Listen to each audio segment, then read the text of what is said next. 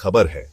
Supreme court ने अभी अभी एक प्ली को डिसमिस कर दिया है, जिसमें कॉन्स्टिट्यूशन के प्रियम्बल से सोशलिस्ट और सेकुलर शब्द हटाने की बात थी। तो क्या है पूरी कहानी?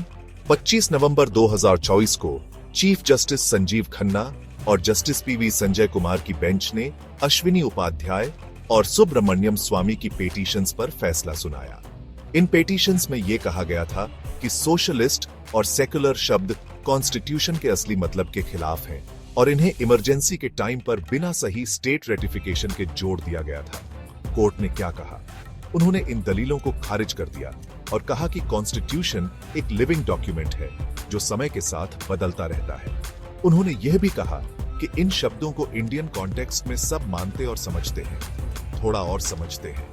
बेंच ने कहा कि इन शब्दों को 44 साल हो गए हैं प्रियम्बल में, तो और बात करने की जरूरत नहीं है। उन्होंने फिर से कहा कि सोशलिस्ट और सेकुलर जैसे शब्द गवर्नमेंट की पॉलिसीज के आड़े नहीं आते, जब तक कि वो फंडामेंटल राइट्स या कॉन्स्टिट्यूशन के बेसिक स्ट्रक्चर के खिलाफ ना हो।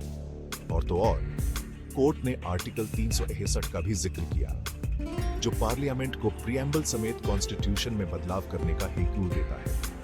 उन्होंने जोर देकर कहा कि अमेंडमेंट पावर कॉन्स्टिट्यूशन बनने की तारीख से बंधी हुई नहीं है। पिटिशनर्स का यह दावा भी खारिज कर दिया गया कि इन शब्दों को गलत तरीके से डाला गया था।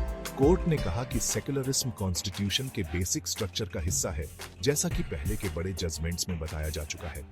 मतलब सुप्रीम कोर्ट ने साफ कर दिया है कि सोशलिस्ट और सेकुलर इंडिया का विजन पक्का है।